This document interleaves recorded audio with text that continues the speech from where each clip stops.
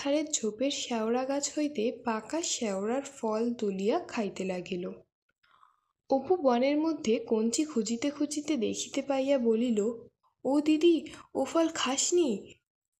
দূর, আজ শেওড়ার ফল কি খায় রে? ও তো পাখিতে খায়।